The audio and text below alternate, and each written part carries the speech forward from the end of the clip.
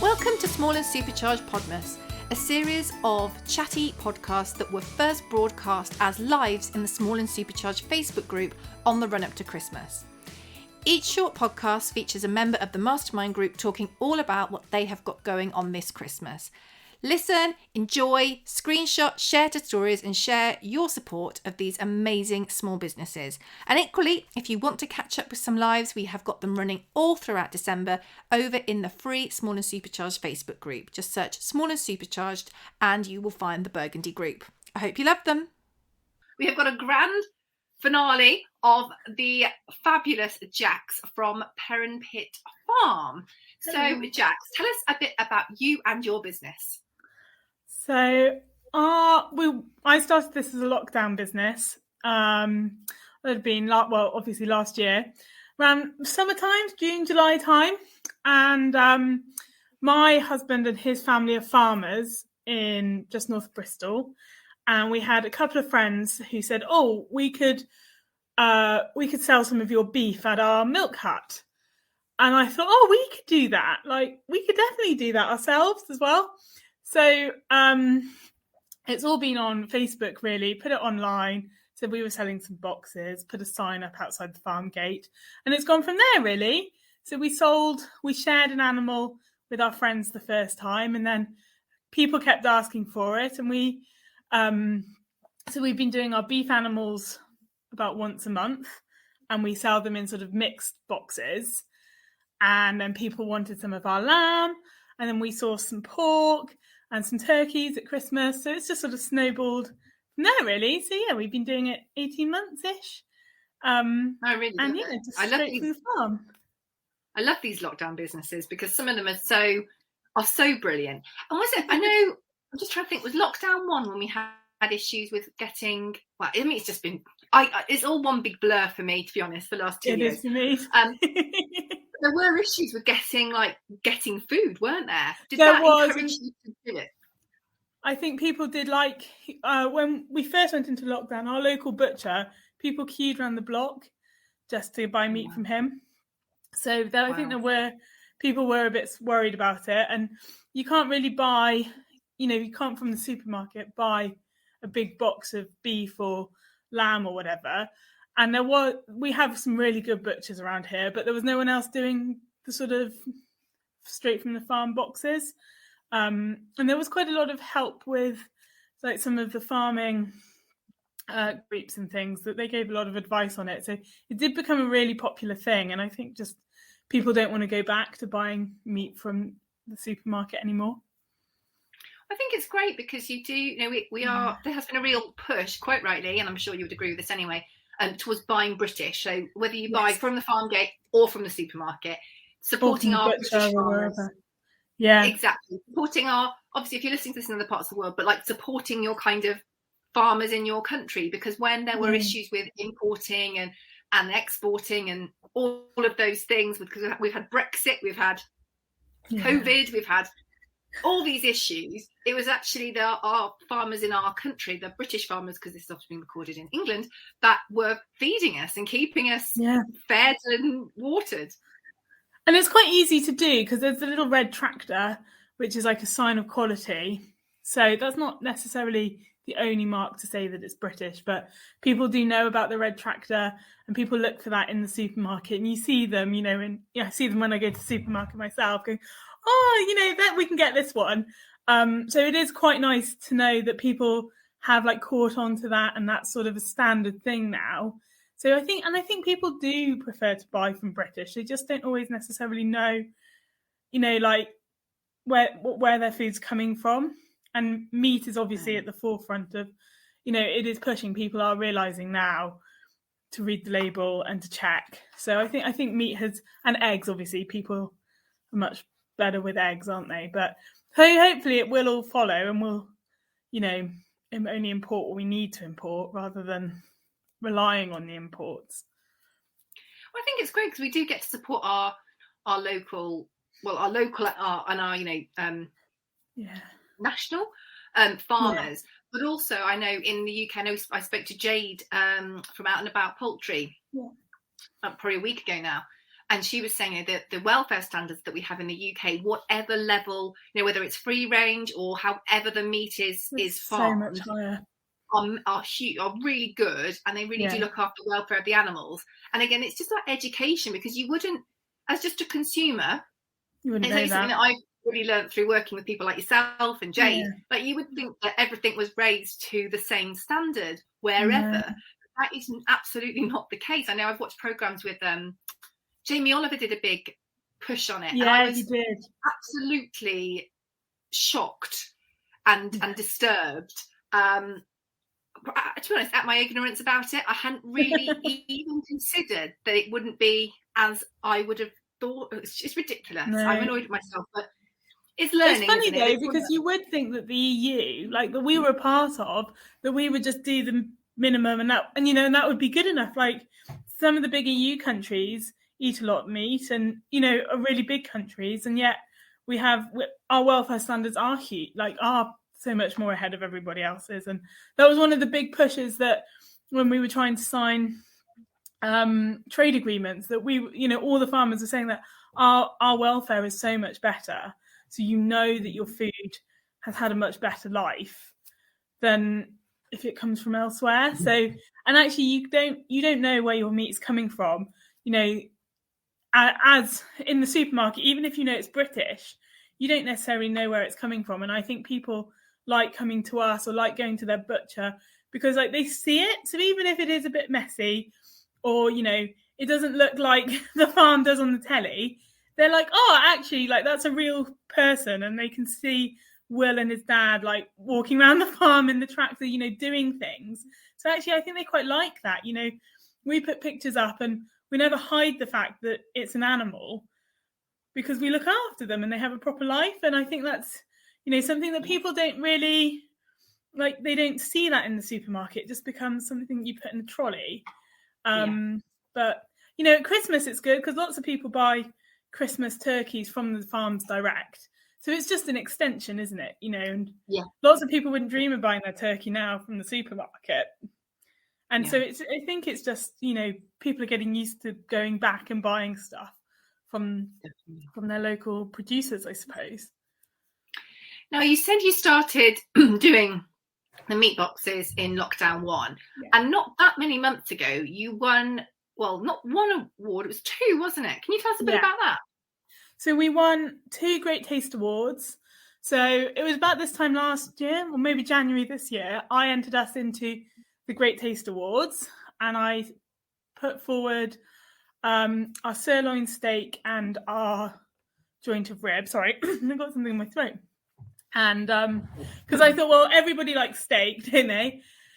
And yes, we got a 3-star award for our rib and a 2-star for our steak, which is really exciting, because actually we'd never put forward for any kind of award. So my Will's Gramp and his dad and Will, when he was younger, did a bit of showing with the sheep, agricultural shows and stuff. But we'd never put forward anything for our food. And we have been supplying butchers and restaurants and things for a few years before I started. But we didn't know that our meat was, everybody always said to us, your meat's really, really good. But it was nice to have that quantified. So it was really exciting, and we were just over the moon with that on our first go. So it was really good. And the great thing is with the boxes, and we talked about kind of roughly how boxes work, but it'd be great to explore that more, is you get bits of different bits, don't you? So you do some that take a longer time to cook, some that are like steak. How does that work? How do they work? So what we did was I came up with 3 different sizes for the boxes. So, and this is for the same for our pork and our beef. So it's a bit more of a standard. And we have a 4-kilo box, a 7-kilo box, and a 10-kilo box.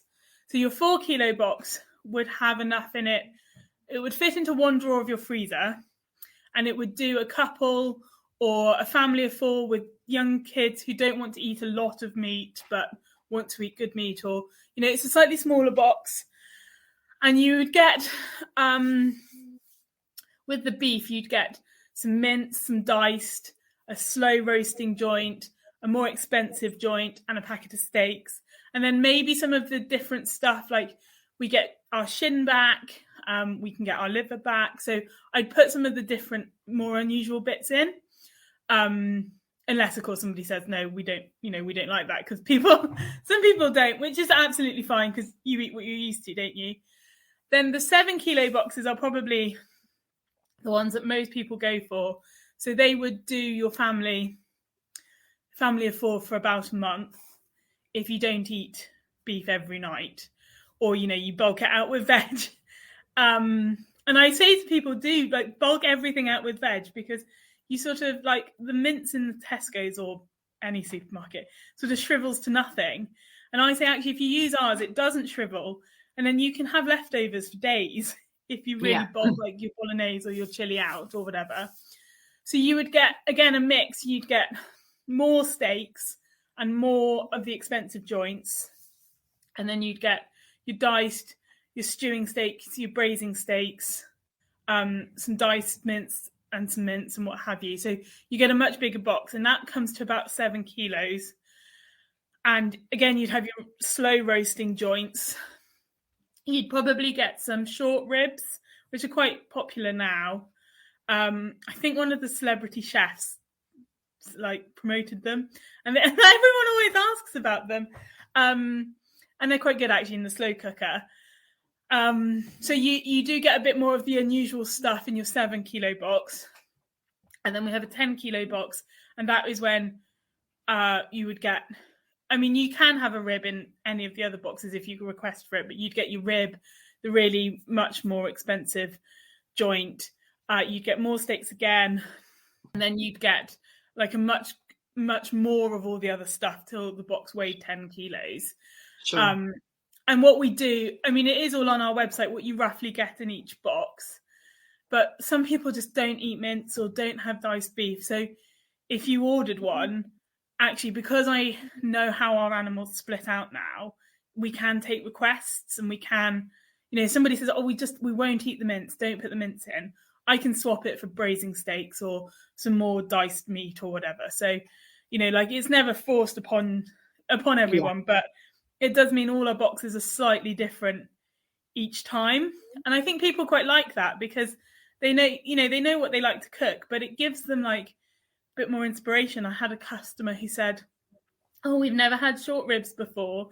Do you have some recipes? I was like, oh, I do actually, because I cook with them, and I, looked some stuff up, and I sent her a load. And she emailed me a couple of days later like, oh, I love that website you sent me. Like, I've been scrolling through and I've done loads of different stuff. So it does get you thinking, whereas we're all guilty of it. We just do, our standard 3 or 4 meals week in, week out. I'm just the same. So I think it's quite nice that, most people like that it's a bit mixed, and they only really request something like if it's a birthday or Christmas, or, I get a lot of, oh, it's Granny's birthday. We need a joint big enough to feed however many people for this date. I'm happy to put it in the freezer or what have you, but we need it for now. So I get quite a lot of that, but you get a real mix in your boxes, and then that works the same for the pork. But we have sausages and burgers and joints and chops and things, so slightly different joints. And the great thing is as well, being a small, smaller business like your good self, you couldn't go to a supermarket and say, I want 10 kilos, but I don't want this, this, and this. It'd just be like, oh no, you just get what you get. Whereas because you've got that connection with your customers, you build up that rapport, don't you? And they can reach out to you and say, actually, I've got this coming up, or I've got a barbecue coming up, or I've got whatever. Maybe not in the middle. We had a lot of barbecues, and we had some burgers made, and I kept them in the freezer on the farm. So we did burger boxes, but actually I had a lot of people saying, oh, right, we're going away in the camper van for a weekend. Like, can we have 3 packets burgers? Or, we're going on holiday or whatever, because there was a lot of UK holidays. So people were like, we'll stock up at home because we don't want to fanny about with the supermarket at the other end. And actually, I didn't sell as many boxes of burgers as I thought, but they all went through, like, people saying, oh, actually just add them to my beef box or put them in on my pork box or what have you. So, you can, and you can't be, it's sort of like you get the experience you'd have with a butcher with us. but you get a slightly, you can see where it's come from. You know exactly where it's come from. And some butchers are great. Our local butchers are really good. They're very clear about what farms their meat are coming from, but some of them aren't. And I think, I always say to people, if you only need a little bit and you're buying from a butcher, just say to the guy behind the counter, like, where's this come from? Because they sell a lot of Danish pork, and you think, oh, I'm buying from a butcher, it's bound to be British, and actually it's not. So I think you get the best of both with us. You get the variety that a supermarket has, and that it's definitely British, but then you get the person who I can say, oh, actually, if you're cooking this, don't, a lady ordered a joint and for Christmas, and I said, all right, I've got that.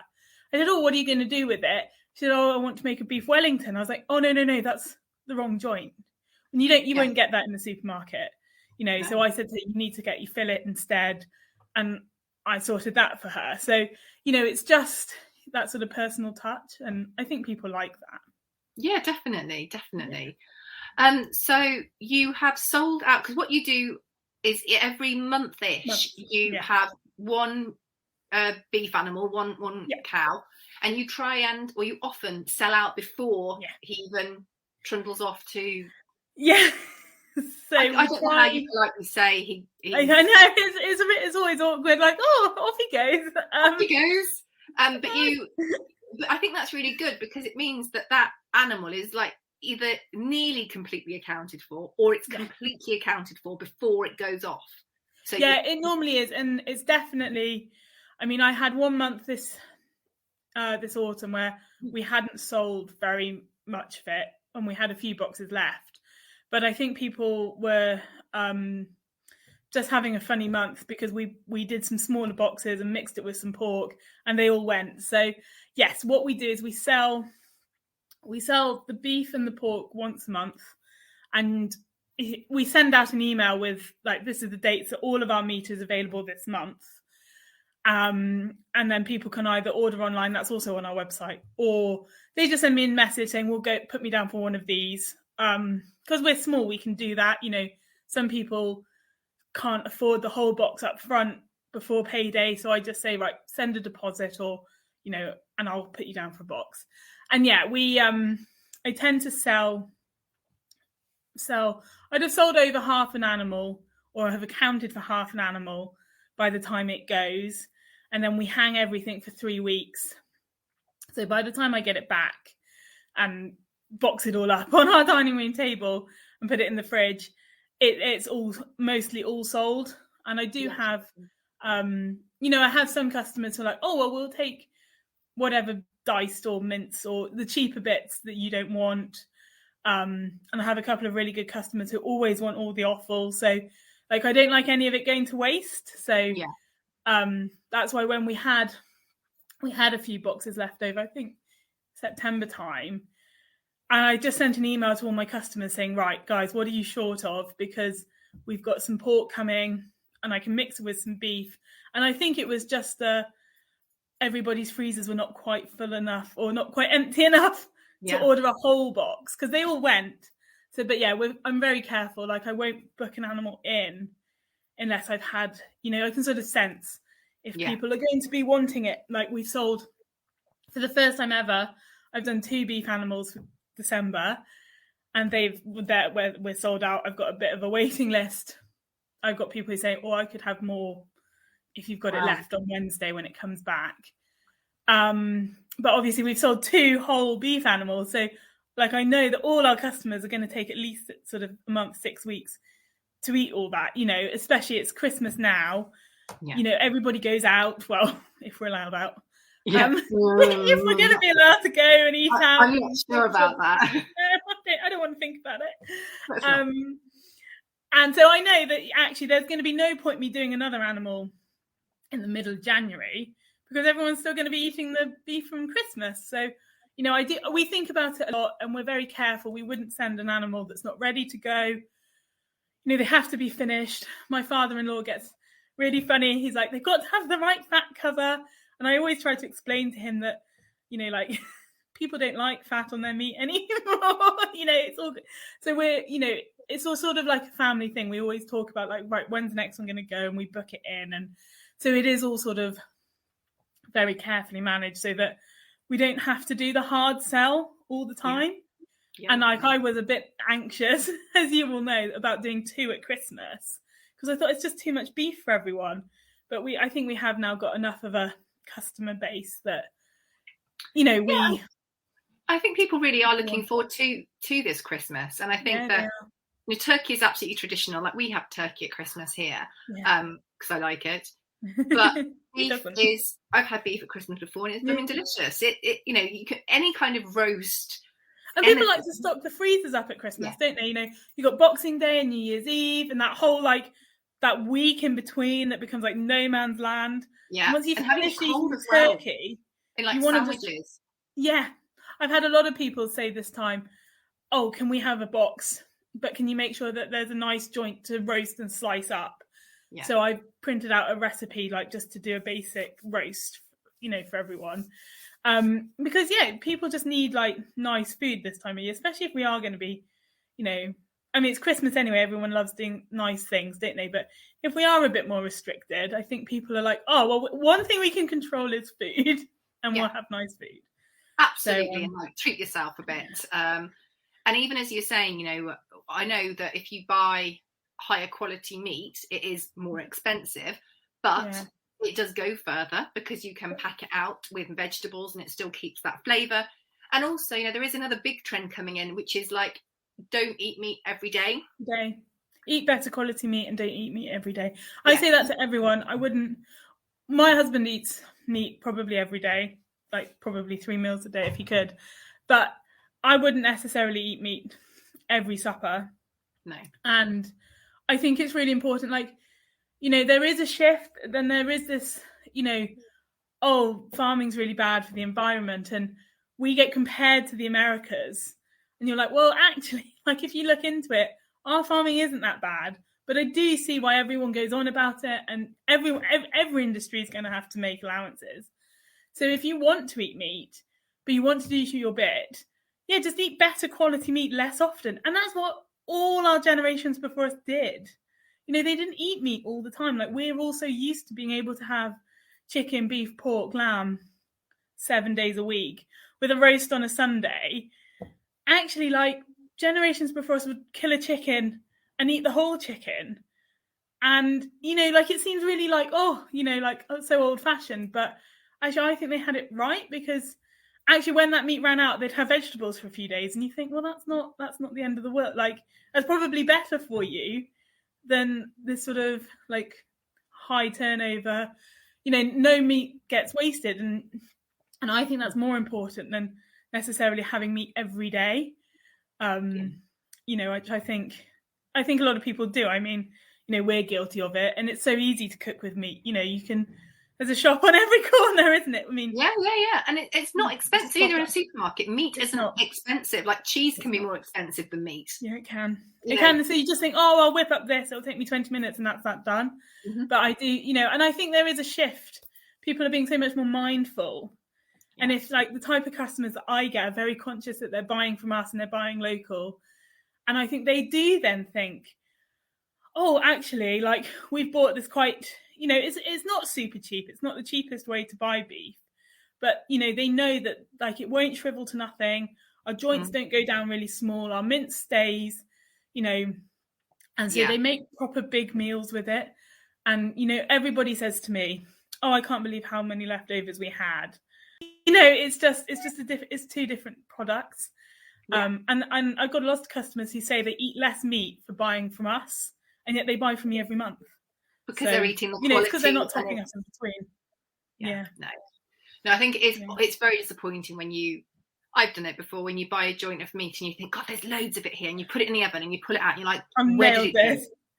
And you're like, that's actually not going to feed everyone. No, you kind of look and you think, oh, this will do us for 2 meals, this will. I've nailed this, I'm winning at life, I've got the weekend sorted, and then you're like, no, this isn't going to work. Oh, let's put a few more potatoes. Let's get something else to eat as well. And you're like, oh God, no, it's tricky. But I think that there is a real shift in all the things we've talked about, and I think that's a really exciting one to watch. And obviously it's great that you're doing what you're doing. I know that obviously you've got the option for people to come and pick up the boxes from you, but how else can people get hold of them? So I will drop them off locally. Like we've got customers for kids and stuff, and it just doesn't work with school run. Vast majority of people will come and pick them up. So I'll send an email. I say it's about a week before, but actually it's normally a couple of days before, just saying, right, it's definitely going to be ready on Wednesday. I'll be boxing it up in the morning, but you can come and pick it up between these times. I'll be home. And then, sometimes, more often than you'd first think, I get people who say, actually, we're just not around. Can you drop it over? Which I'll do, like, not a problem, even if I do it the next day or whatever. And then we can post it. So we do have customers. My family are from South Wales. So I've got a lot of, like, family friends who buy from us. And I post it and it's couriered next day. So, if you buy, like, smoked salmon from Scotland, or you buy your cheeses, and it all comes, with those squidgy, like, cool blocks and things. Yes. And so we can do that. Awesome. So I can have it. So if you're a bit further away and you want it, you'll just get it the day after. That's an option too. Yeah. Brilliant. And you can just pay for the postage online. But if it's sort of Gloucestershire, I can normally find some way of getting it. If you can't come down, even if we sort of meet on the weekend or whatever, like, we're quite relaxed about driving it over to you. So cool. Lots of options there then. Anything else you would like to share before I ask you all the places that we can find you online? No, I don't think so. I think we've covered everything about our little beef boxes. And you're busy shipping out for Christmas now, aren't you? I know when this goes out as a podcast, which will probably be around Christmas Eve, you'll be there busy as our beef is going on Wednesday, and we bought some turkeys which are going out on Christmas Eve. So we'll be mad busy until Christmas Eve, and then we'll be done. So very exciting stuff. Well, can you tell us all the places where we can find you online, and all your social media too, please? Yeah, so we're on Instagram and Facebook as Perrinpit Farm. It's the little logo of our house, little drawing of our house. You find us quite easy. And then we've got a website which is perrinpitfarm.com, because I think someone bought the .co.uk years before. So it's perrinpitfarm.com, and you can find our website there, which you can order everything through. And that has my email address and links to our social media on it as well. Awesome. Thank you so much for joining us today, Jack. Yes, I hope you have a lovely Christmas too. Thank you, you're a star. Take care. Speak to you soon. Bye.